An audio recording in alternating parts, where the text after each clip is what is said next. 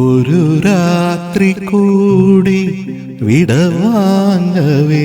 ചില പാട്ടുകളൊക്കെ നിമിഷ നേരം കൊണ്ടുണ്ടായിട്ടുണ്ട്. ഇപ്പോൾ ഇന്നലെ എൻ്റെ നെഞ്ചിലെ എനിക്ക് തോന്നുന്ന ഒരു 5-10 മിനിറ്റിനകത്ത് ഉണ്ടായ ഒരു പാട്ടാണ്. 10 മിനിറ്റ് 10 മിനിറ്റ് ഉണ്ട്. ഞാൻ പറഞ്ഞു, ഞാൻ കൈതപ്പുറത്തിനെ വിളിക്കാമെന്ന് പറഞ്ഞു. ഞാൻ തിരുമേനിനെ വിളിച്ചു. നിങ്ങൾ മ്യൂസിക് ചെയ്യുന്നു, ഗിരീഷ് പാട്ട് എഴുതുന്നു, നടക്കാൻ പോണ കാര്യമാണോ പുള്ളി എന്നോട് വിളി ചോദിച്ചു. ഗിരീഷ് അങ്ങനെ ചെയ്യും. ഞാൻ പറഞ്ഞു ഗിരീഷ് ചെയ്യും, ഞാൻ സംസാരിക്കാം, അല്ലെങ്കിൽ രഞ്ജിത്ത് സംസാരിക്കും എന്ന് പറഞ്ഞു.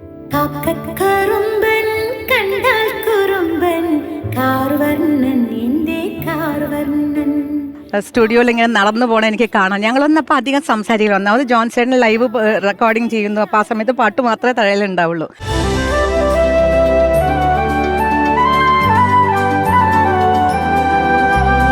ഓർമ്മയിലെന്നും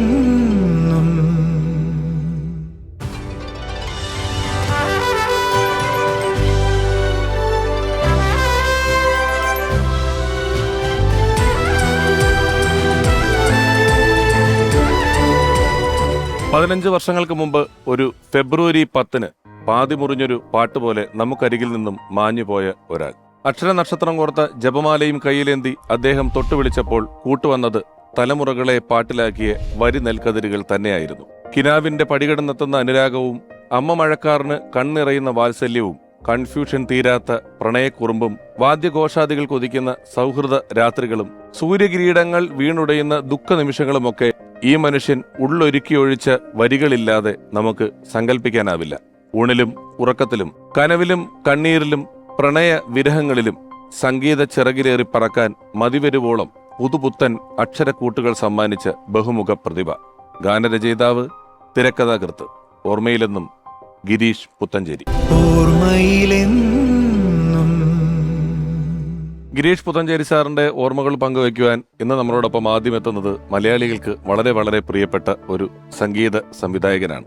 സംഗീത സംവിധാനത്തിന് അദ്ദേഹം നേടിയിട്ടുള്ള എത്രയോ പുരസ്കാരങ്ങൾ.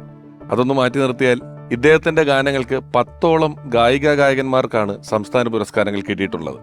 ഗിരീഷ് പുത്തഞ്ചേരി എന്ന എഴുത്തുകാരന്റെ 2 സംസ്ഥാന പുരസ്കാരങ്ങൾ ഇദ്ദേഹത്തിന്റെ ഈണങ്ങളിലായിരുന്നു. അങ്ങനെ മലയാളികൾക്ക് പ്രിയപ്പെട്ട ഒരാൾ. പാട്ടാണോ വരികളാണോ നല്ലത് എന്ന് തർക്കം പാട്ടും വരികളും ഉണ്ടായ കാലം കൊണ്ട് നിലനിൽക്കുമ്പോഴും ഈ സംഗീത സംവിധായകൻ പറഞ്ഞു, വരികൾക്കിടുന്ന അടിവരകളായിരിക്കണം സംഗീതം എന്ന്. അത്രയേറെ മലയാളികൾക്ക് പ്രിയപ്പെട്ട സംഗീത സംവിധായകൻ.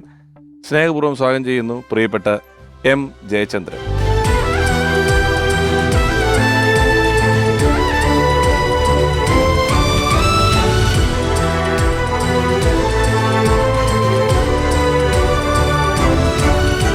നമസ്കാരം ജയേട്ടാ, സ്വാഗതം. അക്ഷരം എന്നു പേരുള്ള സിനിമയുടെ യാദൃശ്യമാണ് ആ സിനിമയുടെ പേര് അക്ഷരം എന്നായത്. അതിന്റെ പശ്ചാത്തല സംഗീതം ഒരുക്കാൻ പോയ സമയത്ത് പുത്തഞ്ചേരി സാറിന്റെ ഒരു വാക്കിലാണ് മറ്റൊരു മുഴുനീള സിനിമയുടെ സംഗീത സംവിധായകനാകുന്നുള്ളത്. അതെന്തായിരുന്നു സംഭവം? ഞാൻ സിബി സാറിനെയാണ് അക്ഷരം എന്ന് പറഞ്ഞ സിനിമ. അതെ, ഇപ്പോൾ നേരത്തെ പിഷു പറഞ്ഞ പോലെ അക്ഷരം എന്ന് പറഞ്ഞാൽ അതിനർത്ഥം ഒരിക്കലും നശിക്കാത്തതെന്നാണ്. അപ്പോൾ ഗിരീഷേട്ടൻ്റെ പുത്തഞ്ചേരി കാലം ഒരിക്കലും നമുക്ക് നമ്മുടെ സംഗീതത്തിൽ നശിക്കാത്തതാണല്ലോ. അപ്പോൾ അങ്ങനെ ആദ്യമായിട്ട് ആ ഒരു റെക്കോർഡിങ്ങിന് പെരുമ്പാവൂർ സാറിൻ്റെ അസിസ്റ്റൻ്റായിട്ട് ഞാൻ അവിടെ പോവുകയും, അപ്പോൾ അതിൻ്റെ എനിക്കിപ്പോഴും ഓർമ്മയുള്ളത് പ്രസാദ് 70mm സ്റ്റുഡിയോയിൽ അതിൻ്റെ ആ പാട്ടിൻ്റെ ഒരു ബാക്ക്ഗ്രൗണ്ട് സ്കോർ ചെയ്യുന്ന സമയത്ത് ഇങ്ങനെ ദൂരെ നിന്ന് ഒരാളിങ്ങനെ നോക്കുന്നുണ്ട്.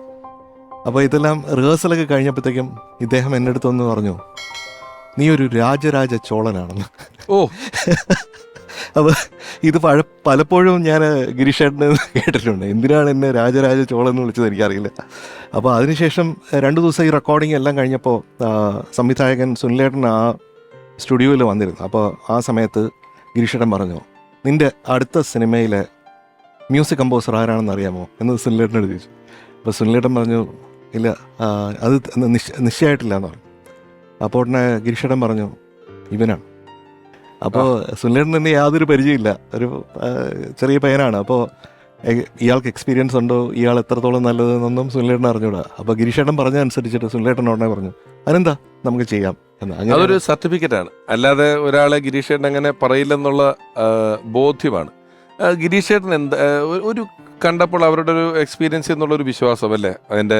കാരണം അന്ന് പെരുമ്പാവൂർ രവീന്ദ്രൻ സാറിന്റെ സംഗീതമാണ് അതിൽ, അതിനുവേണ്ടി പോയതാണ്. അന്ന് തുടങ്ങിയ അല്ലെങ്കിൽ ആ പരിചയപ്പെടുത്തലിൽ മലയാളികൾക്കൊരു പുതിയ സംഗീത സംവിധായകനെ കിട്ടുകയാണ്. ഒരു പാട്ടുകാരൻ, ലിറിസിസ്റ്റ് എന്ന രീതിയിൽ അദ്ദേഹം പാട്ടിന് സംഭാവനകൾ ചെയ്തിട്ടുള്ളത് ഒരുപാട് വരികൾ മാത്രമല്ല, ഈ നിൽക്കുന്ന സംഗീത സംവിധായകനെ കൂടിയാണ്. വളരെ സന്തോഷം ചേട്ടാ, ഇരിക്കും. Thank you. Gireesh Puthenchery, M Jayachandran എന്ന് പറയുന്ന കൂട്ടുകെട്ട് എപ്പോഴും ഹിറ്റുകൾ സമ്മാനിച്ചിട്ടുള്ളതാണ്. ഹിറ്റ് എന്ന് പറയുന്നത് ഇപ്പം ഇപ്പോഴത്തെ ഒരു പുതിയ കാലഘട്ടത്തിൽ അതിൻ്റെ വ്യൂസ് എത്രയാണ്, അല്ലെങ്കിൽ അങ്ങനത്തെ ഒരു കണക്കിലൊക്കെയാണ് പോകുന്നത്. അതായിരിക്കണം എന്നില്ല ഒരു അംഗീകാരം കിട്ടുന്ന പാട്ട്. അതിൻ്റെ നമ്മളിപ്പോൾ പറയുന്ന കലാമൂല്യം കൊണ്ട് ഒരു പുരസ്കാരം ലഭിക്കുന്ന പാട്ടാവണമെന്നില്ല. നിങ്ങളുടെ എല്ലാ പാട്ടുകൾക്കും ഹിറ്റുമായിരുന്നു. ആ പാട്ടുകളെല്ലാം വലിയ അംഗീകാരങ്ങൾ, അതിൻ്റെ ഒരു മൂല്യത്തിനുള്ള അംഗീകാരങ്ങൾ കിട്ടിയിട്ടുള്ള പാട്ടുകളുമാണ്. നിങ്ങൾ തമ്മിൽ കൂടി ഒരു പാട്ടുണ്ടാക്കുന്നതിൻ്റെ ദിവസങ്ങൾ എത്രയാണ്? അതിൻ്റെ ഒരു ഫോർമാറ്റ് എന്താണ് ശരിക്കും? ചില പാട്ടുകളൊക്കെ നിമിഷ നേരം കൊണ്ടുണ്ടായിട്ടുണ്ട്. ഇപ്പോൾ ഇന്നലെ എൻ്റെ നെഞ്ചിലെ എനിക്ക് തോന്നുന്ന ഒരു 5-10 മിനിറ്റിനകത്ത് ഉണ്ടായ ഒരു പാട്ടാണ്. 10 മിനിറ്റ്? 10 മിനിറ്റ് ഉണ്ട്. ചില പാട്ടുകളൊക്കെ വളരെയധികം സമയം എടുത്തിട്ടുണ്ട്, 2-3 ദിവസം. അങ്ങനെ ദിവസം എടുത്ത പാട്ട്? പക്ഷേ ഈ ദിവസങ്ങൾ എടുക്കുന്നതെന്ന് പറയുന്നത് ശരിക്കും ഞാൻ സമയം എടുക്കുന്നതാണ്. ഗിരീഷേട്ടനെ സംബന്ധിച്ചിടത്തോളം ഗിരീഷേട്ടന് മൂഡ് വന്നാൽ അതൊരു 10 മിനിറ്റിനാം പാട്ട് റെഡിയാവും, സംഭവം റെഡിയാണ്. അപ്പോൾ ഗിരീഷേട്ടൻ എപ്പോഴും പറയും, നീ പ്രാർത്ഥിക്കേണ്ട ഇതാണ്, തോന്നലുണ്ടാവാൻ തോന്നണമേ എന്നാണ്. തോന്നലുണ്ടാവാൻ തോന്നണമേ. ഏത് ക്രിയേറ്റീവായിട്ട് വർക്ക് ചെയ്യുന്ന ഒരാൾക്കും ഒരു തോന്നലാണ്, ഒരു സ്പാർക്കാണ് തുടക്കം. അതെ. അപ്പോൾ ഈ തോന്നൽ ഇല്ലെങ്കിൽ ആ ക്രിയേറ്റിവിറ്റി വോയിഡാണ്. അപ്പോൾ ആ രീതിയിലാണ്. അപ്പോൾ അത് ഞാൻ അന്ന് മുതൽ ഇന്ന് വരെയും ഞാൻ ഏതൊരു വർക്ക് ചെയ്യുമ്പോഴും ഞാൻ ആദ്യം ഈ മന്ത്രം എന്നോട് ഞാൻ പറയും, തോന്നലുണ്ടാവാൻ തോന്നണമേ. അത് ഗിരീഷേട്ടൻ്റെ ഒരു മന്ത്രമാണ്. അതുപോലെ ഗിരീഷേട്ടൻ പറയുന്ന വേറൊരു സംഭവം എന്ന് പറഞ്ഞാൽ, കലാകാരൻ അനുഗ്രഹത്താൽ ശപിക്കപ്പെട്ടവരാണ്. അത് എന്താണെന്ന് എനിക്ക് ആദ്യം ഇങ്ങനെ പറയുമ്പോൾ അനുഗ്രഹം എങ്ങനെ ഒരു ശാപമാവും എന്ന് ഞാൻ ഓർക്കാം. അപ്പോൾ ഗിരീഷേട്ടൻ പറയുന്ന പറഞ്ഞാൽ എല്ലാ കലാകാരന്മാരുടെയും ഉള്ളിൽ ഒരു സെൻസിറ്റിവിറ്റിയാണ് അവർക്ക് അനുഗ്രഹമായിട്ട് ക്രിയേറ്റിവിറ്റിയിൽ വരുന്നത്. പക്ഷേ ഇതേ സെൻസിറ്റിവിറ്റി അവരുടെ പേഴ്സണൽ ലൈഫിൽ ഈ സെൻസിറ്റിവിറ്റി അവർക്ക് പ്രശ്നമാവും, അതാണ് ശാപം എന്നൊക്കെ. ഇങ്ങനെയുള്ള കുറേ ഫിലോസഫിയൊക്കെ ഗിരീഷേട്ടൻ്റെ കൂടെ എപ്പോഴും ഫിലോസഫി അദ്ദേഹത്തിനുള്ള പോലെ എനിക്ക് അദ്ദേഹത്തിൻ്റെ തിരക്കഥകൾ കാണുമ്പോൾ തോന്നിയിട്ടുണ്ട്. നമ്മൾ വടക്കുന്നാഥൻ അല്ല അങ്ങനെയുള്ള സിനിമയൊക്കെ കാണുമ്പം തിരക്കഥകളിൽ അത് ചെറുതായിട്ട് കയറി പോകുന്നതായിട്ട് കണ്ടിട്ടുണ്ട്. ഗിരീഷേട്ടൻ വരികളോ അല്ലെങ്കിൽ പാട്ടോ അല്ല എഴുതുന്നത്, ഗിരീഷേട്ടൻ ജീവിതം തന്നെയാണ് എഴുതുന്നത്. അതാണ് എനിക്ക് ഗിരീഷേട്ടനെ പറ്റി തോന്നിയ ഏറ്റവും വലിയ ഗ്രേറ്റ്നെസ് ആയിട്ട് തോന്നിയത്. അത് അദ്ദേഹത്തിൻ്റെ ജീവിതത്തിൻ്റെ ഏടുകളിൽ നിന്നോ അല്ലെങ്കിൽ അദ്ദേഹം കണ്ട ചില ജീവിത സന്ദർഭങ്ങളിൽ നിന്നോ ആയിരിക്കും. കാരണം വടക്കുന്നാഥനിൽ ഇപ്പം ഞാനിപ്പം തോന്നലുണ്ടാകണമെന്ന് തോന്നണമേ, അനുഗ്രഹത്താൽ ശപിക്കപ്പെട്ടവൻ എന്ന് പറയുന്ന പോലെ ചില പ്രയോഗങ്ങൾ വടക്കുന്നാഥൻ സിനിമയിൽ ഒരു ഡയലോഗുണ്ട്, ആകാശത്തു കൂടെ അപ്പൂപ്പന്താടി പറക്കുന്നത് കണ്ടിട്ട് ഭൂമിക്ക് ഗുരുത്വാകർഷണമില്ലെന്ന് വിചാരിക്കരുത് വിശ്വനാഥ എന്ന് പറയുന്ന അതിലൊരു വളരെ പോയറ്റിക്കാണ്, വളരെ ഫിലോസഫിക്കലാണ്, കേൾക്കാൻ രസമുള്ളതാണ്. എന്തെങ്കിലും നമ്മൾ തമ്മിൽ എന്തെങ്കിലും പ്രശ്നങ്ങൾ ഉണ്ടാകുമ്പോഴത്തേക്ക് എൻ്റെ അടുത്ത് പറയും, നിന്റെ ഗുരുത്വാകർഷണമാണ് നിന്റെ പ്രശ്നം. അതായത് എൻ്റെ ഈഗോ ആണ് പ്രശ്നം എന്നുള്ളത്. ഈഗോ ഇല്ലാതെ ഈ അപ്പൂപ്പൻ താടിയെ പോലെ നടക്കണം എന്നാണ് ഗിരീഷേട്ടൻ എപ്പോഴും പറയുക. വീണ്ടും അത് പറഞ്ഞാൽ എനിക്ക് അതിൻ്റെ ആണോ ജയൻ്റെ ഒരു ബുക്കിൽ ജയൻ തന്നെ എഴുതിയിരിക്കുന്നത്. അതായത് ഞങ്ങൾ തമ്മിലുള്ള ഇണക്കങ്ങളും പിണക്കങ്ങളും തിരകൾ പോലെ വന്നു പോകും, സ്നേഹമാകുന്ന കടലിനെ അത് ബാധിക്കാറില്ല എന്ന് എഴുതി കണ്ടു. അതൊക്കെ ഈ ഒരു എഴുത്തിന്റെ ഒരു ഗിരീഷേട്ടൻ ശരിക്ക് എൻ്റെ ചേട്ടനാണ്. വെറുതെ ഒരു വെറും വാക്കായിട്ട് നമ്മൾ പല ആൾക്കാരെയും ചേട്ടൻ, എൻ്റെ ചേട്ടൻ എന്നൊക്കെ പറയുമല്ലോ, അങ്ങനെയല്ല. ഗിരീഷേട്ടൻ ചേട്ടൻ തന്നെയായിരുന്നു. ഇപ്പോൾ ഗിരീഷേട്ടൻ ആ ഒരു കരുതൽ എന്നോട് ഉണ്ടായിരുന്നു. ഇപ്പോൾ കോഴിക്കോട് പോകുമ്പോഴത്തേക്കും ഗിരീഷേട്ടൻ എന്നെ ഇങ്ങനെ വിളിച്ചുകൊണ്ട് നമ്മൾ ആ വഴിയോരങ്ങളിലൂടെ ഇങ്ങനെ നടക്കും.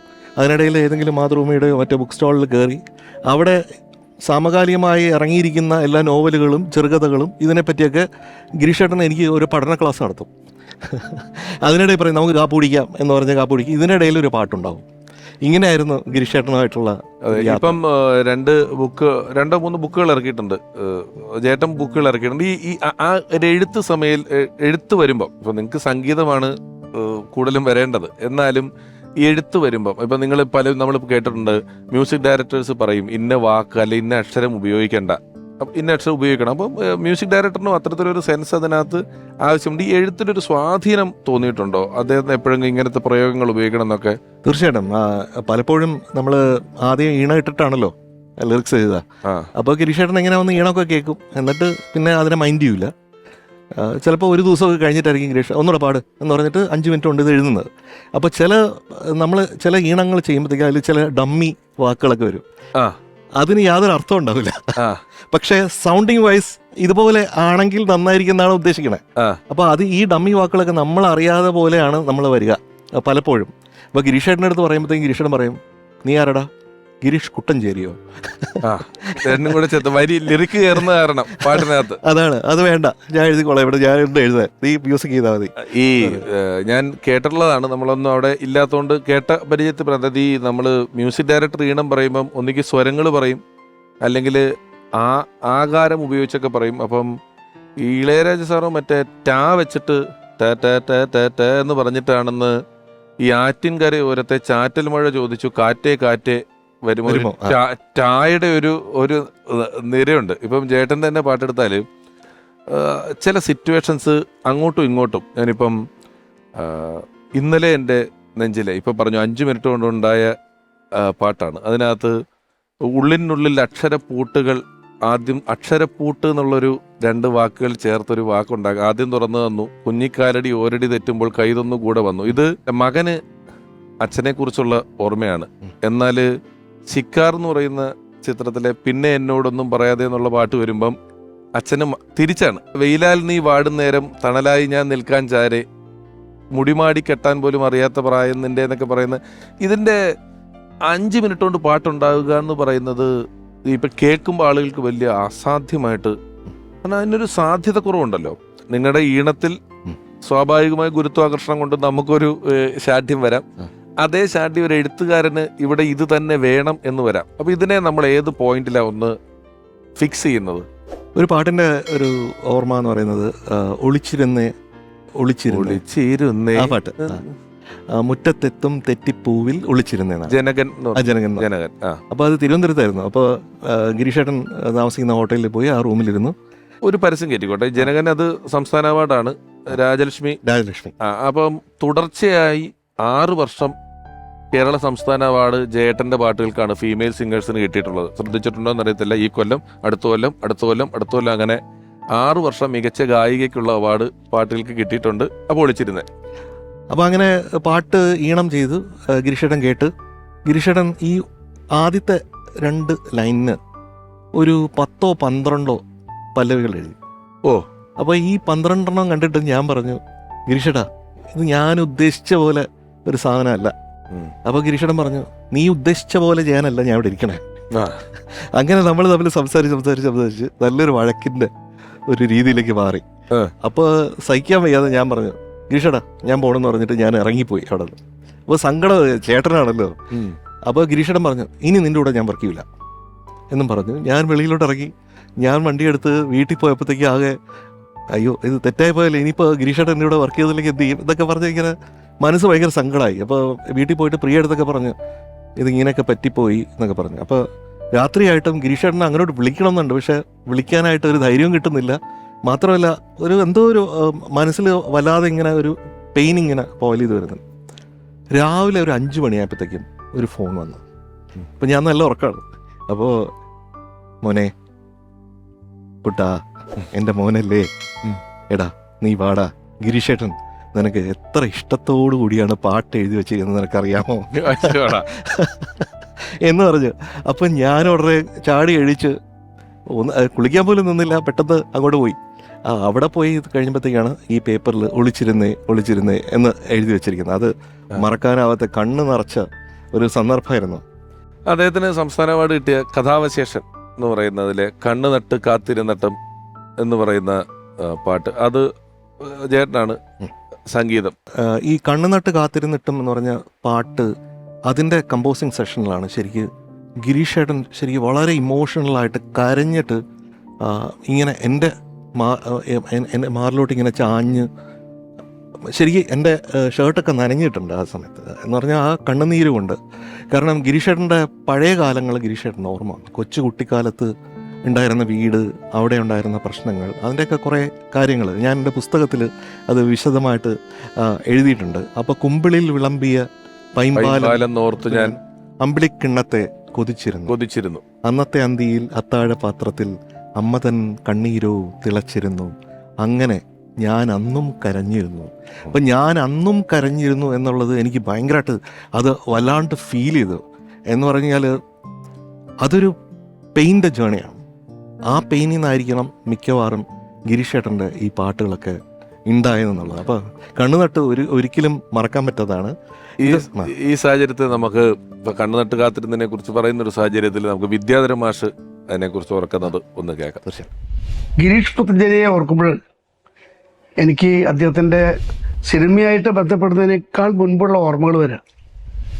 അതിഗംഭീരമായിട്ട് എഴുതുന്നു, പാട്ടുകൾ എഴുതുന്നു, കഥകൾ എഴുതുന്നു, ഒരുപാട് സാഹിത്യ സൃഷ്ടികൾ എഴുതാൻ കഴിയുന്ന ഒരാൾ എന്നുള്ള നിലയ്ക്ക് പിന്നീട് നമ്മളത് മനസ്സിലാക്കുന്നു.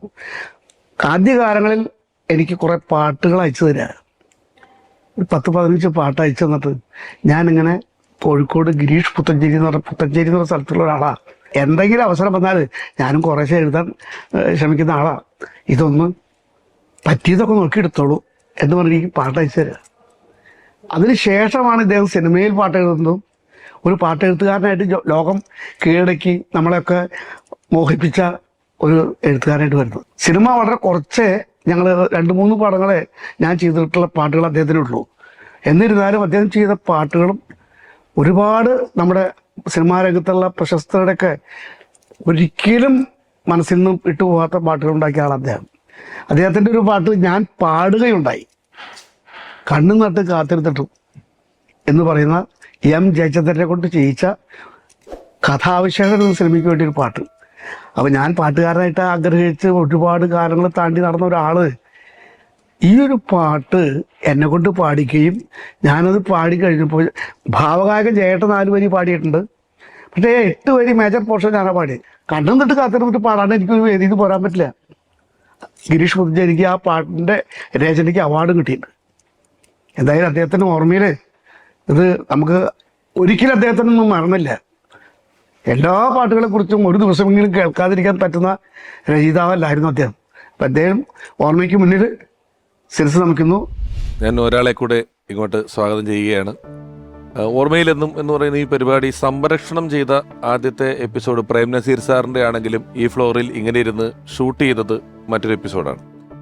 അങ്ങനെ ഷൂട്ട് ചെയ്ത എപ്പിസോഡിൽ ആദ്യമായി ഒരു അതിഥിയായി ജയേട്ടനിരുന്ന കസേരയിലേക്ക് വന്നതും ഞങ്ങളെ അനുഗ്രഹിച്ചതും ഈ പരിപാടിക്ക് വേണ്ടി എല്ലാ ആശംസകൾ നേർന്നതുമായ ഒരാൾ, ഒരുപാട് മികച്ച ചിത്രങ്ങൾ മലയാളിക്ക് സമ്മാനിച്ച സംവിധായകൻ. ഇപ്പൊ പറഞ്ഞ പോലെ കാലം എത്ര കഴിഞ്ഞാലും ആ ചിത്രങ്ങൾ മലയാള സിനിമയെക്കുറിച്ച് എഴുതുമ്പോൾ, മലയാള സിനിമയെക്കുറിച്ച് ആലോചിക്കുമ്പോൾ, എണ്ണുമ്പോൾ എല്ലാം ഈ സംവിധായകന്റെ ചിത്രങ്ങൾ ആ എണ്ണങ്ങളിലൂടെ കടന്നുപോകും. അത്രയേറെ പ്രഗത്ഭനായ സംവിധായകൻ, ബഹുമാനപൂർവ്വം സ്വാഗതം ചെയ്യുന്നു പ്രിയപ്പെട്ട കമൽ സാർ.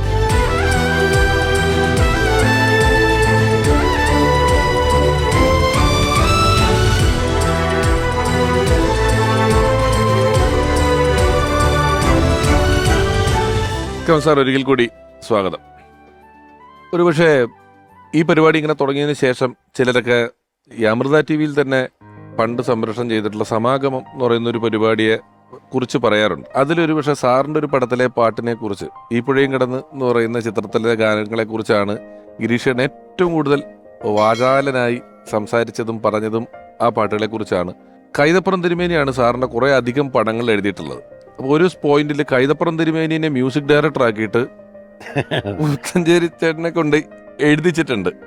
ആ ഒരു പോയിന്റ് എന്തായിരുന്നു? അതിന്റെ തീരുമാനങ്ങളിലേക്ക് എങ്ങനെയാ എത്തിയത്? അതൊരു തമാശയായിരുന്നു. കാരണം ആദ്യകാലത്തൊക്കെ കൈതപ്പുറമാണ് പാട്ടുകൾ എഴുതുക എൻ്റെ. അപ്പോൾ ഗിരീഷ് ഞാനും തമ്മിലുള്ളൊരു ബന്ധം തുടങ്ങുന്നത് പെരുവണ്ണാപുരത്തെ വിശേഷങ്ങൾ എന്ന് പറയുന്ന സിനിമ മുതലാണ്. രഞ്ജിത്ത് ആദ്യമായിട്ട് തിരക്കഥ എഴുതിയ സിനിമ അതാണ്. മഹാറാണി ഹോട്ടലിൽ രഞ്ജിത്തിൻ്റെ കൂടെ തിരക്കഥാ ചർച്ചയിൽ ഞാനും രഞ്ജിത്തും ഗിരീഷ് പുത്തഞ്ചേരി വരും. രഞ്ജിത്തിനോട് ഒപ്പം ഇരുന്നിട്ട് കോപ്പി എടുക്കാനൊക്കെ ആയിരുന്നു ഗിരീഷ്. അങ്ങനെയാണ് ഞങ്ങൾ തമ്മിൽ സൗഹൃദം ഉണ്ടാകുന്നത്. പിന്നീട് കുറേ സിനിമകളിൽ ഗിരീഷ് പാട്ട് എഴുതി. ഗിരീഷ് വലിയ പാട്ടെഴുത്തുകാരനായി. പക്ഷെ എൻ്റെ പടങ്ങളിൽ പാട്ട് എഴുതിയിട്ടില്ല. എല്ലാ പടത്തിലും കൈതപ്പുറമാണ്. അപ്പോൾ എപ്പോൾ കാണുമ്പോഴും ഗിരീഷ് പരാതി പറഞ്ഞായിരുന്നു, നിങ്ങൾ എന്നെ മാത്രം വിളിക്കണില്ല എന്ന് പറഞ്ഞിട്ട്. പക്ഷെ എന്തോ കാരണത്താൽ ഇങ്ങനെ റിപ്പീറ്റ് ചെയ്തിട്ട് കൈതപ്പുറമായി. പിന്നെ ഗിരീഷ് ആദ്യമായിട്ട് എനിക്ക് പാട്ട് എഴുതുന്നത് ഈ പുഴയും കടന്നിലാണ്. ജോൺസൺ മാഷ് മ്യൂസിക്. ആ പാട്ട് എല്ലാ പാട്ടുകളും, അതിൽ 5 പാട്ടുണ്ടായിരുന്നു. 5 പാട്ടുകൾ ഹിറ്റായി. ഇമ്മീഡിയറ്റ് വന്ന പടം കൃഷ്ണകുടിയിലൊരു പ്രണയകാലത്ത്, അതിലെ പാട്ടുകൾ വലിയ ഹിറ്റായി. അപ്പോൾ ഈ 2 പടം ഗിരീഷ് ആയി കഴിഞ്ഞ് കഴിഞ്ഞപ്പോൾ കൈതപ്പുറത്തിന് ചെറിയൊരു പിണക്കമാണോ എന്നൊരു സംശയം. നിങ്ങൾ ഗിരീഷിൻ്റെ ആളായല്ലോ എന്നുള്ളൊരു ഇത് കൈതപ്പുറത്തിന് തോന്നിയിട്ടുണ്ടാവും. അടുത്ത പടം കൈക്കുടം നീലാവാണ്. അത് രഞ്ജിത്താണ് സ്ക്രിപ്റ്റ്. അപ്പോൾ രഞ്ജിത്ത് സ്ക്രിപ്റ്റും ഞാൻ ചെയ്യുന്നു. അപ്പോൾ ആരാ മ്യൂസിക് ഡയറക്ടർ എന്നുള്ള ഞങ്ങൾ അതിൻ്റെ സ്ക്രിപ്റ്റിൻ്റെ ഡിസ്കഷനിൽ അപ്പോൾ ഞാൻ ഇങ്ങനെ ആരെങ്കിലും ജോൺസണോ അല്ലെങ്കിൽ അങ്ങനെ ഒക്കെ ഇങ്ങനെ പറയുന്നു, ഔസേപ്പച്ചനൊക്കെ ആവാം എന്നുള്ള രീതിയിൽ പറയുന്നു. അപ്പോൾ ഗിരീഷിനെ കൊണ്ട് പാട്ട് എഴുതിക്കണം എന്ന്. അപ്പോൾ ഞാനും കൃഷ്ണൻകുടി ഗിരീഷാണല്ലോ, രഞ്ജിത്തിൻ്റെ ഒരു താല്പര്യം അതാണ്. അപ്പോൾ ഞാൻ പറഞ്ഞു കൈതപ്പുറം ഇങ്ങനെ പണിയൊക്കെയാണ്, ഒരു പാട്ട് എന്നാൽ കൈതപ്പുറത്തിന് കൊടുക്കാം, അല്ലെങ്കിൽ നമുക്ക് 2 പാട്ട് ഗിരീഷോ അല്ലെങ്കിൽ 2 പാട്ട് കൈതപ്പുറം അങ്ങനെയൊക്കെ പോകാമെന്നൊക്കെ പറഞ്ഞു. പക്ഷേ രഞ്ജിത്ത് പറഞ്ഞ് ആലോചിക്കുക എന്നിട്ട് തീരുമാനിക്കുക എന്ന് പറഞ്ഞു. പിറ്റേ ദിവസം ഞാൻ രഞ്ജിത്തിൻ്റെ അടുത്ത് പറഞ്ഞു എനിക്കൊരു മനസ്സിലൊരു സംഭവം തോന്നുന്നത്, അതായത് ഇപ്പോൾ കൈതപ്പുറം മ്യൂസിക് ഡയറക്ടറാണ്, അപ്പോൾ എന്ന് സ്വന്തം ജാനകുട്ടി മറ്റേ ഇതൊക്കെ കഴിഞ്ഞിരിക്കണം, ദേശാടനമൊക്കെ കഴിഞ്ഞിരിക്കുന്ന സമയമാണ്. കൈതപ്പുറത്തിനെ കൊണ്ട് മ്യൂസിക് ചെയ്യിച്ചാലോ, ഗിരീഷ് പാട്ട് എഴുതിയാലോ എന്ന് ഞാൻ രഞ്ജിയോട് പറഞ്ഞു. രഞ്ജി ഉറക്കങ്ങ് ചിരിച്ചു, കുറേ നേരം ചിരിച്ചിട്ട് പറഞ്ഞു നടന്ന കാര്യമാണ്, 2 ആൾക്കാരും തമ്മിൽ വന്നു കഴിഞ്ഞാൽ ഉണ്ടാകാമെന്നൊരു തമാശ ഒന്ന് ആലോചിച്ച് നോക്കിയെന്ന് വെച്ചു. 2 പേരും ഈഗോ കണ്ടുപിടിച്ച ആൾക്കാരാണ്. അത് മാത്രമല്ല അവർ തമ്മിൽ എപ്പോഴും അറിയാതൊരു എന്താ നമ്മൾ പറയില്ലേ, ഈ ആരോഗ്യപരമായ ഒരു മത്സരം ഉള്ളതുകൊണ്ട് തന്നെ 2 പ്രതിഭകൾ തമ്മിൽ ഇപ്പോൾ പലപ്പോഴും നമ്മൾ പറയുന്നത് എം ടി സാറ് മരിച്ചിരിക്കുന്ന സമയത്ത് നമ്മൾ എം ടി സാറും പപ്പേട്ടനെ കുറിച്ചും അങ്ങനെ ടി പത്മനാഭനെ കുറിച്ച് പറയാറുണ്ട്. അവർ നല്ല സുഹൃത്തുക്കളാണെങ്കിലും ഒരു ബദ്ധവൈരികളെ പോലെയാണ്. അതേപോലെ തന്നെയാണ് ഗിരീഷും കൈതപ്പുറം എന്നുള്ളത് തന്നെ നടക്കാൻ പോകില്ല എന്ന് പറഞ്ഞു. ഞാൻ പറഞ്ഞു നമുക്കൊന്ന് ശ്രമിക്കാം. രഞ്ജി പറഞ്ഞ് ശ്രമിക്കും. ഞാൻ പറഞ്ഞു ഞാൻ കൈതപ്പുറത്തിനെ വിളിക്കാമെന്ന് പറഞ്ഞു. ഞാൻ തിരുമേനിനെ വിളിച്ചു. തിരുമേനി വിളിച്ചപ്പോൾ സ്വാഭാവികമായിട്ടും പാട്ട് എഴുതാനെന്നുള്ള അർത്ഥമില്ല. ഞാൻ പറഞ്ഞു തിരുമേനി പാട്ട് എഴുതാനല്ല, നിങ്ങൾ മ്യൂസിക് ചെയ്യണം. ഓ സന്തോഷം, അപ്പം മ്യൂസിക് കുറേ പടങ്ങൾ ചെയ്തുകൊണ്ടിരിക്കുകയാണ്, വളരെ സന്തോഷം, രഞ്ജിത്താണ് എഴുതുന്നതെന്ന് പറഞ്ഞു. അപ്പോൾ സ്വാഭാവികമായിട്ടും പുള്ളി തന്നെ ഇരിക്കുമല്ലോ എഴുതാൻ, ലിറിക്ക് എഴുതുന്ന പുള്ളി തന്നെയാണല്ലോ. ഞാൻ പറഞ്ഞു പക്ഷെ ഒരു കുഴപ്പമുണ്ട്, ഇതിൻ്റെ അകത്ത് ലിറിക്ക് എഴുതുന്നത് നിങ്ങളല്ല, വേറെ ആളാണ്. അതായിരുന്നു ONV സാറാണോ എന്ന് ചോദിച്ചു ഉടനെ എന്നോട് ആദ്യം ചോദിച്ചു. ഞാൻ പറഞ്ഞു ONV സാറല്ല, പക്ഷെ നിങ്ങളെപ്പോലെ നിങ്ങളുടെ സമകാലീന ഒരാളാണെന്ന് പറഞ്ഞു. പുള്ളി ഒരിക്കലും ഗിരീഷാണെന്ന് പ്രതീക്ഷിക്കുന്നില്ല. അതാരാണ് എന്നൊക്കെ ചോദിച്ചിട്ട് ഇങ്ങനെ പേരൊക്കെ പറഞ്ഞു. അപ്പോൾ ഞാൻ പറഞ്ഞ് ഒന്നുമല്ല, ഗിരീഷ് പുത്തഞ്ചേരിയാണെന്ന് പറഞ്ഞു. പെട്ടെന്ന് അവിടെ നിന്നൊരു സൈലൻ്റ്, കുറച്ച് നേരം സൈലൻസാണ് ഫോണിൽ. അപ്പോൾ ഞാൻ ചോദിച്ചു തിരുമേനി ഫോൺ വെച്ചോ? ഇല്ല ഇത് നിങ്ങൾ തമാശ പറഞ്ഞാണോ എന്ന് ചോദിച്ചു. ഞാൻ പറഞ്ഞു തമാശയല്ല, നിങ്ങൾ മ്യൂസിക് ചെയ്യുന്നു, ഗിരീഷ് പാട്ട് എഴുതുന്നു, നടക്കാൻ പോണ കാര്യമാണോ പുള്ളി എന്നോട് കൂടി ചോദിച്ചു. ഗിരീഷ് അങ്ങനെ ചെയ്യുമോ? ഞാൻ പറഞ്ഞു ഗിരീഷ് ചെയ്യും, ഞാൻ സംസാരിക്കാം, അല്ലെങ്കിൽ രഞ്ജിത്ത് സംസാരിക്കും എന്ന് പറഞ്ഞു. സംസാരിച്ച് നോക്ക്, ഗിരീഷിന് ഓക്കെയാണെങ്കിൽ എനിക്ക് ഓക്കെയാണെന്ന് പറഞ്ഞു. അങ്ങനെ ഗിരീഷിനെ വിളിച്ചു. ഗിരീഷ് ഇതേപോലെ തന്നെ പറഞ്ഞു തിരുമേനി സമ്മതിക്കോ? തിരുമേനി ഓക്കെയാണെന്ന് ഞാൻ പറഞ്ഞ് അതൊരു വിസ്മയം പോലെയാണ് ഗിരീഷ് എടുത്തത്. അതിൻ്റെ അടുത്ത ദിവസം കോഴിക്കോടാണ്. കോഴിക്കോട് നമ്മൾ വെസ്റ്റ് ഹില്ലിലെ ഗസ്റ്റ് ഹൗസിലാണ് ഞാനും രഞ്ജിത്തും തിരുമേനിയും വന്നു, ഗിരീഷും വന്നു. ആ കൂടിച്ചേർന്ന ഇരിപ്പ് ഭയങ്കര മറക്കാൻ പറ്റാത്തൊരു 5-6 ദിവസങ്ങളായിരുന്നു. കാരണം ഇവർ തമ്മിൽ ഈ പറയുന്ന ആരോഗ്യകരമായ ശത്രുതയുണ്ടോയെന്നൊന്നും നമുക്ക് തോന്നിയേയില്ല. വളരെ സൗഹാർദ്ദമായിട്ട് ഒരുമിച്ച് മുറുക്കുക, ഒരുമിച്ച് തമാശകൾ പറയുക, പഴയ പാട്ടുകൾ പാടുക. അങ്ങനെ ഒരു 2 ദിവസമൊക്കെ കഴിഞ്ഞതിന് ശേഷമാണ് ഞങ്ങൾ കമ്പോസിങ് തുടങ്ങിയത് തന്നെ. അത് തുടങ്ങിയത് മറക്കാൻ പറ്റാത്ത ഒരു അനുഭവമാണ്. ആദ്യം ചെയ്ത പാട്ട് മലയണ്ണാർ കണ്ണൻ എന്നുള്ള മാർഗഴി പാട്ടാണ് ആദ്യം ചെയ്തത്. ഇനിയും പരിഭവം വരുത് എന്ന് വെച്ചിട്ട് കാവേരി തീരത്തെ. അതെ, എല്ലാ പാട്ടുകളും ഹിറ്റായാണ്. അതിൻ്റെ അതൊരു വലിയ അനുഭവമാണ്. കാരണം എന്താ വെച്ച് കഴിഞ്ഞിട്ടുണ്ടെങ്കിൽ അങ്ങനെ 2 പേര് ഒരുമിച്ചൊരു സിനിമയിൽ ഒരുമിപ്പിക്കാൻ കഴിഞ്ഞു എന്ന് പറഞ്ഞത് വലിയൊരു സന്തോഷം. അത് പുത്തഞ്ചേരി സാറിനെ കുറിച്ച് ആയിരിക്കുമ്പോൾ നമ്മളിപ്പോൾ ഹരിമുരളീരവം, ഈ ഹരിമുരളീരവം എഴുതുന്ന ആള് തന്നെ ഡിങ്കിരി പട്ടാളമൊക്കെ എഴുതും. മറ്റേത് അറിഞ്ഞോ അറിയാതെ ചിലപ്പോൾ അടിപൊളി പാട്ടിനൊരു മ്യൂസിക് ഡയറക്ടർ, മറ്റൊരു മ്യൂസിക് ഡയറക്ടർ എന്നൊക്കെ ഇപ്പം അങ്ങനെ തിരിയുമല്ലോ. ഇത് അങ്ങനെയല്ല. ഡിങ്കിരി പട്ടാളം, വടികടാര വെടി പടകമോടെ ജനം ഇടി തുടങ്ങി മകനെ, സ്കെലിറ്റൻ ചിരിക്കും പോലെ ചിരിക്കുന്ന മോന്തായം എന്ന് എഴുതും, സൂര്യകിരീടം വീണുടഞ്ഞു എന്ന് ഉള്ളത് എഴുതും. അല്ല അതൊരു വലിയ, എനിക്ക് ജയണ്ട തന്നെ ആദ്യകാലത്തൊരു പാട്ടുണ്ട് രജപുത്രൻ എന്ന് പറഞ്ഞ, hello mister Romeo master very very romantic star. അത് കച്ചേരി ഗസല് പാടാൻ വിക്രം തബല ദിനം പൊളിച്ച് എന്ത് ഒരു സർക്കസാണ് അതിനകത്ത്. അത് ഇവരുടെ ഒരു വലിയ പ്രതിഭയാണ്. അതെനിക്ക് തോന്നുന്നത് ബിച്ചു തിരുമലായിരുന്നു ഇതിന്റെ മാസ്റ്റർ. ബിച്ചുവേട്ടൻ ഇതുപോലെ എന്ത് സംഭവം, എന്ത് ട്യൂൺ ഇട്ട് കൊടുത്തു കഴിഞ്ഞാലും അതിന് പദങ്ങൾ ഉണ്ടാക്കാൻ ഒറ്റ വാക്കൊക്കെ വെച്ചിട്ടും അല്ലെങ്കിൽ ഒരു അക്ഷരം വെച്ചിട്ടൊക്കെ പുള്ളി പാട്ടുണ്ടാക്കും. അതിൻ്റെ ഒരു തുടർച്ച തന്നെയാണ് ഗിരീഷ് എന്ന് പറയുന്നത് എല്ലാ കാര്യത്തിലും. ഇപ്പോൾ വളരെ ഭാവസാന്ദ്രമായിട്ടുള്ള പദങ്ങൾ കൊണ്ടുള്ള പാട്ടുണ്ടാക്കാനും അതുപോലെ ഈ ബഹളം ഉണ്ടാക്കുന്ന പാട്ടുകൾ ഉണ്ടാക്കാനും ഇങ്ങനെ രണ്ട് എഡ്ജും അറ്റം പിടിക്കുന്ന ആളാണ്. അത് മാത്രമല്ല ജോണർ എടുത്ത ഭക്തി, അതെ, ഭക്തി, പ്രണയം, വിരഹം, അത് ഇതിന്റെ എല്ലാ തരം പമ്പാ ഗണപതി, മച്ചകത്തമ്മേക്കാലം തൊട്ട് വന്നിച്ച് ചിന്താവിഷ്ട നമ്മളേക്ക് പാട്ടുകൾ, എല്ലാ തരം പാട്ടുകളും എഴുതിയിരുന്നു എന്നുള്ളതാണ്. ഈ തിരക്കഥ രചന അല്ല അങ്ങനത്തെ പരിപാടികളിൽ എന്തെങ്കിലും എപ്പോഴെങ്കിലും നിങ്ങൾ ഡിസ്കഷനോ വർത്തമാനങ്ങളൊക്കെ ഉണ്ടായിട്ടുണ്ടോ സംവിധായകൻ എന്നുള്ള നിലയിൽ? തീർച്ചയായിട്ടും. ഞങ്ങൾ ഒരു സത്യത്തിൽ ഒരു സ്ക്രിപ്റ്റ് പുള്ളി എഴുതിയത് ഞങ്ങൾ കുറേ ദിവസം ഡിസ്കസ് ചെയ്ത് ഇതൾ പോലെ എന്നായിരുന്നു അതിൻ്റെ പേര്, ഇതൾ പോലെ അദ്ദേഹം പേരിട്ടിട്ടുണ്ടായിരുന്നു. വളരെ റൊമാൻറ്റിക് ആയിട്ടുള്ള ഒരു കഥയായിരുന്നു അത്. നിങ്ങൾ ചെയ്യണമെന്ന് പറഞ്ഞ് എൻ്റെ അടുത്ത് വന്ന സ്ക്രിപ്റ്റ് കൊണ്ടുവന്ന് കുറേ ഇത് ചെയ്തു. പക്ഷേ അതിനകത്ത് സെക്കൻഡ് ഹാഫിലെ കുറേ പോർഷൻസ് ഗിരീഷിന് തന്നെ കുറേ അവ്യക്തത ഉണ്ടായിരുന്നു. അപ്പോൾ പറഞ്ഞ് നമുക്ക് ഒരുമിച്ചിരിക്കാം എന്ന് പറഞ്ഞിട്ട് ഞങ്ങൾ പിരിഞ്ഞിട്ട് പിന്നെ നടന്നില്ല. ആ സമയത്താണ് ഗിരീഷിന് അസുഖങ്ങളൊക്കെ ഉണ്ടാകുന്നത്. കുറച്ച് കാലം ട്രീറ്റ്മെൻറ്റൊക്കെ ആയിട്ട് അങ്ങനെ പോയി. പിന്നെ എനിക്ക് തോന്നുന്നത് ഗിരീഷ് അതിലേക്കും എന്നോട് പറഞ്ഞിട്ടില്ല, എന്നോട് സംസാരിച്ചിട്ടില്ല. അതിനെക്കുറിച്ച് ഞാനും അതിനുവേണ്ടി താല്പര്യം എടുത്തില്ല എന്നുള്ളതാണ് സത്യം. അപ്പോൾ ഗിരീഷിന് മനസ്സിൽ എന്നും ഒരു കഥാകൃത്ത് കൂടി ഉണ്ടായിരുന്നു, തിരക്കഥാകൃത്ത് കൂടി ഉണ്ടായിരുന്നു. മേലേപ്പറമ്പിലാണ് വീടിന്റെ കഥ പുള്ളിയുടെയാണ്. ഗിരീഷന്റെ വടക്കുന്നാഥം ബല്ലാവൂർ ദേവനാരായണൻ കുറെ കിന്നരിപ്പുഴയോരെന്ന് പറയുന്ന ഒരു പടമുണ്ട്. കിന്നരിപ്പുഴയൊരു ഫുൾ ഹ്യൂമർ പടമാണ്. അതിലാണ് ഈ ഇംഗ്ലീഷ് മരുന്ന് പൊടിച്ച് ക്രോസിനാദി വടം ടെലൂസിലാദി ലേഹ്യം എന്നൊക്കെ പറഞ്ഞു കൊടുക്കുന്ന പടമൊക്കെ തിരക്കഥ എഴുതുക. ഹ്യൂമർ സെൻസ് ഉണ്ടായിരുന്ന ആളാ അല്ലേ? നല്ല നിങ്ങൾ ചെയ്യുമ്പോൾ വളരെ വളരെയധികം. മാത്രമല്ല നിമിഷ നേരം കൊണ്ട് ഒരു കഥ ഉണ്ടാക്കി അങ്ങ് പറയും.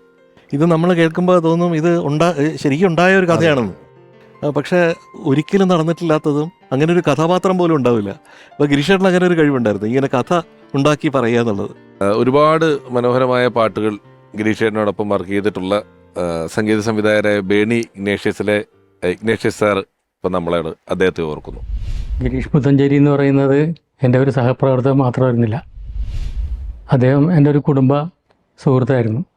പലപ്പോഴും ഇവിടെ വരികയും ഭക്ഷണം കഴിക്കുക, എന്നെ കൂടി കിടന്ന് ഉറങ്ങുകയൊക്കെ ചെയ്യുന്ന ആളായിരുന്നു. തന്നെയുമല്ല അദ്ദേഹം സഹകരിക്കുന്ന സമയത്ത് അദ്ദേഹത്തോട് പാട്ട് എഴുതാനെന്ന് പറഞ്ഞാൽ 10 മിനിറ്റ് കൊണ്ട് പാട്ട് റെഡിയാവും.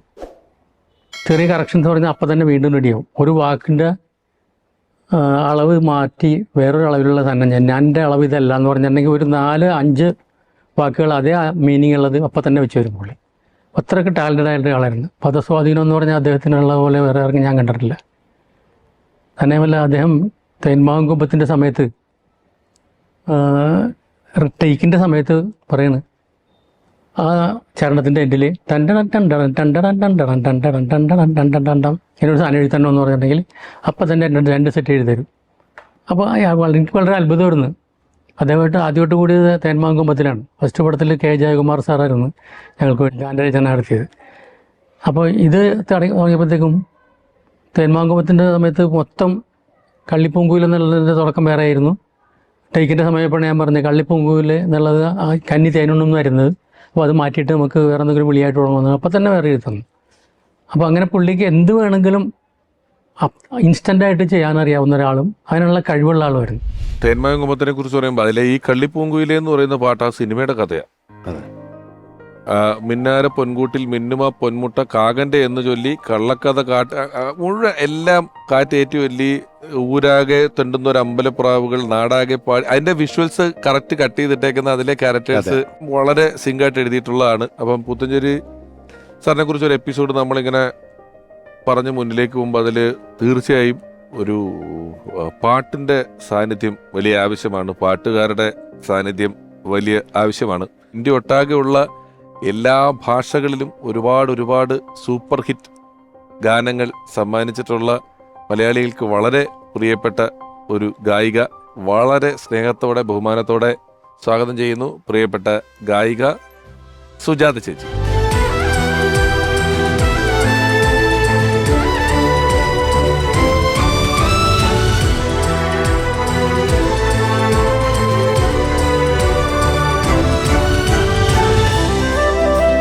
ചേച്ചി സ്വാഗതം.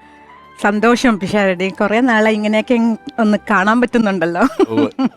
ഒരുപാട് മനോഹരമായ പാട്ടുകൾ, പുത്തഞ്ചേരി സാറിന്റെ പാട്ടുകൾ, എത്രയോ പാട്ടുകൾ പാടിയിട്ടുള്ള ഒരാളാണ്. ആരൊരാൾ പുരൽമഴയിൽ, മറന്നിട്ടും എന്തിനോ, തൊട്ടുരുമിയിരിക്കാൻ കൊതിയായി, കരിമിഴിക്കുരുവിയെ കണ്ടിട്ടില്ല, എത്രയോ ജന്മമായി, ഇങ്ങനെ പറഞ്ഞാൽ തീരാത്തത്രയും പാട്ടുകൾ. കാക്കക്കറുമ്പൻ കണ്ടാൽ കുറുമ്പനൊക്കെ കൂടെ ഒരുപാട് പാട്ടുകൾ പാടിയിട്ടുള്ള ആളാണ്. മാത്രമല്ല സുജാ ചേച്ചിയുടെ ഒരു വരുമ്പോഴുള്ളൊരു പ്രസക്തി എന്ന് പറയുന്നത് എനിക്ക് തോന്നുന്നു സിനിമയിലേക്ക് കടക്കുന്നതിന് മുമ്പ് പുത്തഞ്ചേരി സാർ ആദ്യമായിട്ട് ഒരു ലിറിക്സ് എഴുതുന്നത് ഒരു കാസറ്റാണ് അല്ലേ? അതെ, അത് ദാസേട്ടന്റെ തരങ്കിണി ഇറക്കിയ കാസറ്റാണ്. പ്രേമോപഹാരം അല്ലേ? അതിൽ ഒരു മഴമേഘം പോലെ നഭസിൽ ഒഴുകി അലഞ്ഞു തളർന്നു എന്ന് പറഞ്ഞൊരു പാട്ടാണ്. രഘുകുമാറാണ് മ്യൂസിക്. അപ്പോൾ ഗിരീഷ് പിന്നെ എപ്പോഴെങ്കിലും കാണുമ്പോൾ പറയാറുണ്ട് അന്നത്തെ ആദ്യത്തെ റെക്കോർഡിങ്. ഞാൻ അധികം ഞങ്ങൾ ഗിരീഷിനെ കാണാറില്ല റെക്കോർഡിങ്, ഇവരൊക്കെയല്ലേ കൂടെ എപ്പോഴും വർക്ക് ചെയ്യണേ. അന്ന് പക്ഷെ അദ്ദേഹം ഉണ്ടായിരുന്നു. ഈ ഫസ്റ്റ് പാട്ടായതുകൊണ്ട് രണ്ടുപേരും പാട്ട് നല്ലോണം അറിയാവുന്നവരാണ്. ഗിരീഷ് നല്ലോണം പാടും, രഘുവേട്ടൻ പിന്നെ അറിയാമല്ലോ ചെറിയ ചെറിയ മൈനർ സാധനങ്ങളൊക്കെ പിടിക്കും, അങ്ങനത്തെ ഒരാളാണ്. പക്ഷെ നല്ല റെക്കോർഡിങ്, നല്ലൊരു എക്സ്പീരിയൻസ് ആയിരുന്നു അത്. അസാധ്യമായിട്ട് പാടും. ഓ ഗിരീഷേട്ടൻ അസാധ്യമായിട്ട് പാടും. ചേച്ചി കേട്ടിട്ടില്ലേ? അയ്യോ പിന്നെ അസലായിട്ട് പാടും. ഗിരീഷിന്റെ ഏറ്റവും വലിയ ക്വാളിറ്റി അത് തന്നെയായിരുന്നു. അതുകൊണ്ട് തന്നെ ഈ ഏത് കുനിഷ്ഠ ട്യൂൺ ഉണ്ടെങ്കിലും അല്ലേ, അതെ, ആ ലിറിക്ക് എഴുതാനായിട്ട് പറ്റുന്നതിന് സംഗീതം അറിയാവുന്നതുകൊണ്ട് തന്നെയാണ്. ജയന്റെ ഒരു പാട്ടുണ്ട് ബാലേട്ടനില്,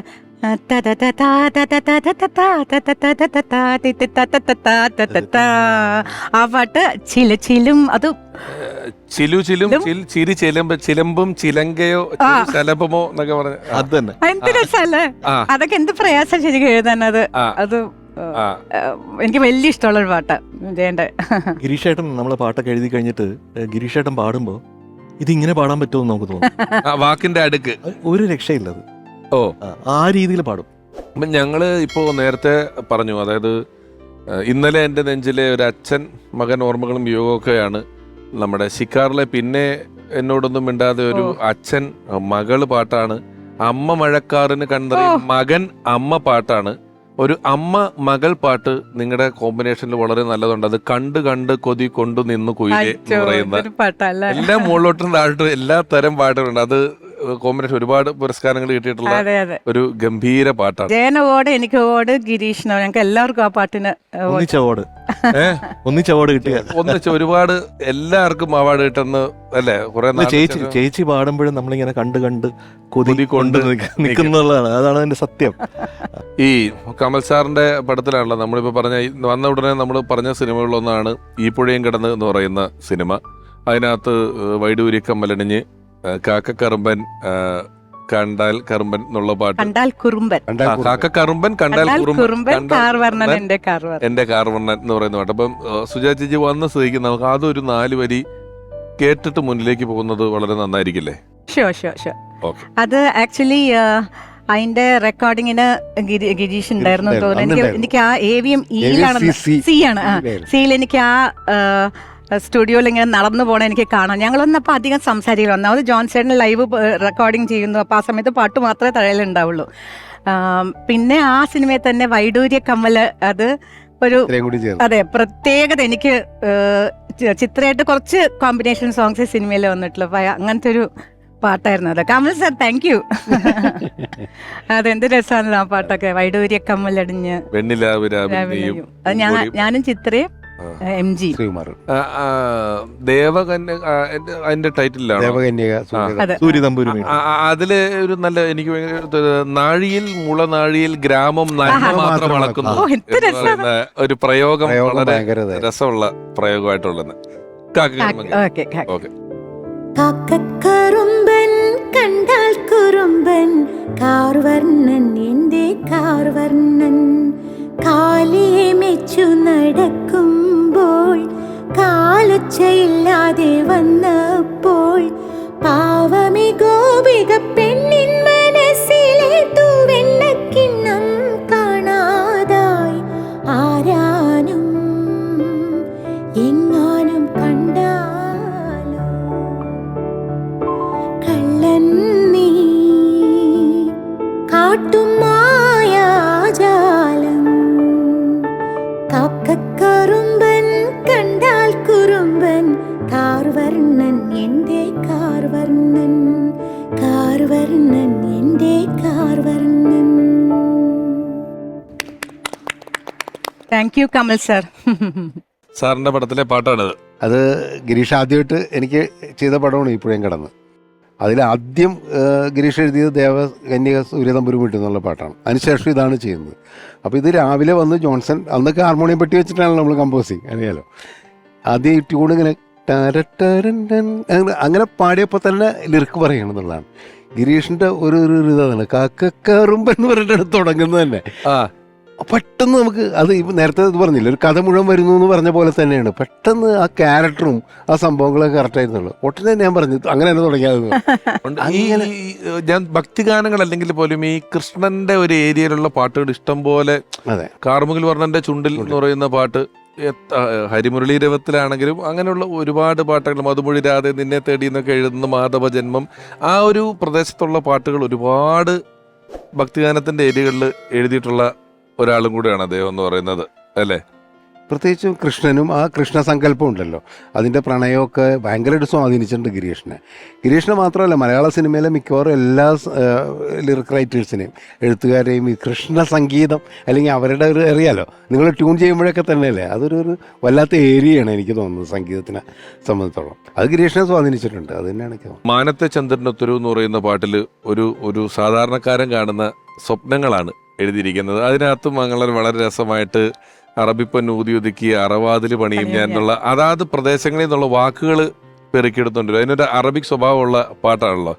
അതുപോലെയുള്ള നേരത്തെ പറഞ്ഞാൽ ഒരുപാട് പാട്ടുകൾ പുത്തഞ്ചേരി സാറുമായിട്ട് ചെയ്തിട്ടുള്ള ബേണി ഇഗ്നേഷ്യസ് കൂട്ടുകെട്ടിലെ ബേണി സാർ ഇപ്പോൾ അദ്ദേഹത്തെ ഓർക്കുന്നു. അദ്ദേഹത്തിന്റെ ക്രാഫ്റ്റിനെ പറ്റി, അദ്ദേഹത്തിന്റെ പ്രതിഭയെ പറ്റി ഒന്നും ആരോടും പറയേണ്ട കാര്യമില്ല, അതെല്ലാം നിങ്ങൾക്ക് എല്ലാവർക്കും അറിയാം. പക്ഷേ കൂടെ ഇരുന്ന് വർക്ക് ചെയ്യുമ്പോൾ അത്ഭുതം തോന്നുന്നുള്ളൊരു കാര്യമാണ് അദ്ദേഹത്തിന്റെ അതിവേഗത. ഒരു ട്യൂൺ എത്ര കോംപ്ലിക്കേറ്റഡ് ട്യൂൺ ആയിക്കോട്ടെ, അത് പറഞ്ഞു കൊടുക്കുന്നതിന് തീരുന്നതിന് മുമ്പ് തന്നെ അദ്ദേഹം അതിമനോഹരമായ വരികൾ എഴുതിയിടണം. അപ്പം നമ്മൾ തോന്നുന്നു ഇത്ര പെട്ടെന്ന് എഴുതിയതിൻ്റെ പേരിൽ അതിൻ്റെ അത് ചിലപ്പോൾ വളരെ ഫ്ലാറ്റ് ആയിട്ടുള്ളതായിരിക്കും, പക്ഷേ നല്ല ഗഹനമായ ആശയവും ഉണ്ടാവും. അദ്ദേഹത്തിൻ്റെ ഉള്ളിലുള്ള സംഗീതവും കൂടി കൊണ്ടാണ് അദ്ദേഹത്തിന് അങ്ങനെ എഴുതാൻ സാധിച്ചത്. അങ്ങനെ വളരെ കുറച്ച് പേർക്ക് മാത്രം അങ്ങനെ എഴുതാൻ സാധിച്ചിട്ടുള്ളത്. അദ്ദേഹത്തിൻ്റെ വരികൾക്കോ അദ്ദേഹത്തിൻ്റെ ഗാനങ്ങൾക്കൊന്നും ഒരിക്കലും മരണമില്ല. പിന്നെ അദ്ദേഹം ഞങ്ങൾക്ക് ചെയ്തതെന്ന് വേറൊരു വലിയൊരു ഉപകാരമാണ്. ചന്ദ്രലേഖയുടെ സമയത്ത് ഞാനിങ്ങനെ പല ബുക്കുകളിലൊക്കെ ഇങ്ങനെ സരിഗമ കുത്തിക്കുറിച്ചിടും. അത് കഴിയുമ്പോഴത്തേക്ക് അത് നമ്മൾ മടക്കി വെക്കും. അപ്പോൾ എന്നോട് കുറിച്ച് വേണി ഇങ്ങനെയല്ല, നമ്മൾ ചെയ്യുന്ന വർക്കിൻ്റെ നൊട്ടേഷൻസ് അത് തരംതിരിച്ച് റൊമാൻറ്റിക് സോങ്സ് വേറെ, ഭക്തി വേറെ, ക്ലാസിക്കൽ വേറെ ആയിട്ട് തിരിച്ചിട്ട് ഒരു ഡയറിയിൽ എഴുതി വെക്കണം. അപ്പം നിങ്ങൾക്ക് ഭാവിയിൽ ഉപയോഗിക്കാം. അത് നമുക്ക് അല്ല ഒരു സിനിമയ്ക്ക് വേണ്ടി ചിലപ്പോൾ 10-15 ട്യൂൺ ഇട്ടാൽ 3 ട്യൂണേ ഉപയോഗിക്കാൻ പറ്റുള്ളൂ. ബാക്കിയുള്ള ട്യൂൺ വേസ്റ്റ് ആക്കി കളയരുത്. അത് നല്ലത് തന്നെയായിരിക്കും. അത് മറ്റെന്തെങ്കിലും ആവശ്യമില്ല, നിങ്ങൾക്ക് ആൽബത്തിനെങ്കിലും ഉപയോഗിക്കാവത് എന്ന് പറഞ്ഞിട്ട് അദ്ദേഹം തന്നെ ഒരു ഡയറി എഴുതിട്ട് തരംതിരിച്ചൊക്കെ എല്ലാം എഴുതി തന്നിട്ട് അതാണ് തുടങ്ങിയത്. ഇപ്പോഴും ഞാനത് തുടർന്നുകൊണ്ട് പോവുകയാണ്. അത് അദ്ദേഹം തുടങ്ങി തന്നാണ്. അങ്ങനെ ഒരിക്കലും മറക്കാനാവാത്ത ഒരു വ്യക്തിയാണ്. ബാലേട്ട എന്നുള്ള പാട്ടിന്റെ ഒരു പരിപാടി എങ്ങനെയായിരുന്നു തുടങ്ങിയത്? ഈ ബാലേട്ട എന്ന് ആ പാട്ടിൽ വേണമെന്ന് വിനിച്ചേട്ടൻ പറഞ്ഞിരുന്നു. വിനിച്ചേട്ടൻ പറഞ്ഞിരുന്നു സിനിമയുടെ ടൈറ്റിലായിട്ട് അത് വേണം, അത് നിർബന്ധമാണ്. അപ്പോൾ അവിടെ നിന്നാണ് നമ്മൾ തുടങ്ങിയത്. അപ്പോൾ ആ ഗ്രാമത്തിലുള്ള ബാലേട്ടന്റെ ഓട്ടവും അതിന്റെ പിന്നിലുള്ള മറ്റുള്ളവരുടെ ഓട്ടവും അങ്ങനെ സിനിമയുടെ ഒരു ഓട്ടം തുടങ്ങലും ഒക്കെ ഈ പാട്ടിൽ വരണം എന്നുള്ളതാണ്. അപ്പൊ സിനിമയുടെ ടെമ്പോ സെറ്റ് ചെയ്യുന്നതിനകത്ത് ഈ പാട്ടിനൊരു പങ്കുണ്ട്. അപ്പൊ ആ സിനിമയുടെ ഒരു നല്ലൊരു പുഷിൽ ഒരു ആക്സിലറേഷൻ അവിടെ വേണം എന്നുള്ളതാണ്. അപ്പോൾ അത് ഗിരീഷേട്ടൻ്റെ വരികളിലൂടെ തന്നെ അത് സംഭവിച്ചിട്ടുണ്ടെന്നുള്ളതാണ്, ഈണം മാത്രമല്ല. അപ്പോൾ ആ പാട്ടെന്ന് പറഞ്ഞാൽ ആ ഘടന ഈ സിനിമാറ്റിക് ഗ്രാമറുമായിട്ടുള്ള പാട്ടെഴുത്തുകാരൻ്റെ ഒരു ബന്ധം അത് ശരിക്കും ഉറപ്പിക്കുന്നത് തീർച്ചയായിട്ടും ഗിരീഷേട്ടൻ്റെ ഒരു കാലത്തിലൂടെയാണെന്ന്. അതെന്ന് പറഞ്ഞാൽ പ്രത്യേകിച്ചും സൗണ്ടിങ്, ബിച്ചു സാറിൻ്റെ കാര്യം നേരത്തെ സാർ പറഞ്ഞു, അവിടെ നിന്നാണ് ശരിക്കും അതിൻ്റെ ഒരു തുടക്കമായിട്ട് നമുക്ക് പറയാൻ സാധിക്കുക. പക്ഷേ ഗിരീഷേട്ടനാണ് അത് മുന്നോട്ട് കൊണ്ടുപോയെന്ന് തോന്നുന്നു. ഇപ്പോൾ എഴുതുന്ന പാട്ട് എഴുത്തുകാരൊക്കെ ആ ഒരു മാർഗം അല്ലെങ്കിൽ ആ രൂപരേഖ അല്ലെങ്കിൽ ആ ഒരു സൗണ്ടിങ് ഒക്കെ അതുമായിട്ട് മുന്നോട്ട് പോകാനായിട്ട് ഒരുപാട് ശ്രമിച്ചിട്ടാണ് ഇപ്പോഴത്തെ പാട്ടുകൾക്ക് അത്തരം വാക്കുകളും നിർബന്ധമായിട്ട് സാഹിത്യം വേണമെന്നുള്ളൊരു നിർബന്ധം ഉണ്ടായിരുന്നു. നേരത്തെ കൈതപ്പുറം തിരുമേനി പൂത്തഞ്ചേരി സാർ എന്നുള്ള കോമ്പിനേഷൻ ഉണ്ടാക്കിയ പോലെ തന്നെ ബിച്ചു തിരുമല സാറും ഗിരീഷ് പുത്തഞ്ചേരി ഒരു പടത്തിന് വേണ്ടി എഴുതിയിട്ടുള്ളത് കമൽ സാറിന്റെ പടമാണ്. വളരെ നിറം എന്ന് പറയുന്ന പടത്തിന് വേണ്ടിയിട്ടുള്ളതാണ്. അതെങ്ങനെ സംഭവിച്ചതാണ് അതിന്റെ പരിപാടികൾ? അത് ബിച്ചുവേട്ടനായിരുന്നു ആദ്യം പാട്ട് മുഴുവൻ എന്നുള്ള രീതിയിലാണ് തുടങ്ങിയത്. പക്ഷേ 2 പാട്ട് കഴിഞ്ഞപ്പോൾ ബിച്ചുവേട്ടന് ആരോഗ്യപരമായ ചില പ്രശ്നങ്ങൾ വന്നു. എഴുതി തന്നിട്ട് ഒരു പാട്ട് പകുതി എഴുതിയിട്ടുണ്ടായിരുന്നുള്ളൂ. അപ്പോൾ എനിക്കാണെങ്കിൽ ഷൂട്ടിംഗ് തുടങ്ങണം. അങ്ങനെ ഒരു പ്രശ്നം വന്നു കഴിഞ്ഞപ്പോൾ ബിച്ചുവേട്ടനെ വിളിച്ചു ചോദിച്ചാൽ പറഞ്ഞ് ബാക്കി പാട്ട് എഴുതാപ്പോൾ ബിച്ചുവേട്ടൻ പറഞ്ഞു 1 മാസമെങ്കിലും ആവും എന്ന് പറഞ്ഞു, അദ്ദേഹത്തിൻ്റെ ആരോഗ്യ പ്രശ്നങ്ങൾ. അപ്പോൾ അങ്ങനെ ഞാൻ അദ്ദേഹത്തോട് ചോദിച്ച് ഗിരീഷിനെ കൊണ്ട് എഴുതിച്ചോട്ടെ എന്ന് ചോദിച്ച് പുള്ളി പറഞ്ഞ് കുഴപ്പമില്ല എന്ന് പറഞ്ഞു.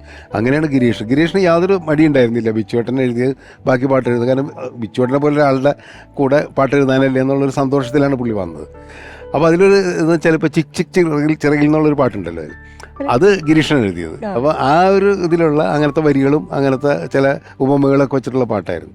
അതേസമയം പ്രായം തമ്മിൽ മോഹം നൽകി എന്നുള്ള പാട്ട് ജയേട്ടൻ പാടിയ പാട്ട് എഴുതിയത് ബിജു സാർ. ഇവിടെ ഇരിക്കണല്ലോ, ആ മറന്നു. കാരണം ജയേട്ടന്റെ പെട്ടെന്ന് ഓർമ്മ സുജാത ജയേട്ടനോട് പാടിയ ആ പാട്ടുണ്ടല്ലോ, അപ്പൊ ആ സമയത്ത് പേപ്പർ പറന്നു പോവാത്ത അതെ സ്റ്റോക്കുകളായിരുന്നു ഞങ്ങൾക്ക്. അമ്പിങ്ങൊക്കെ ഉണ്ടല്ലോ. ആ.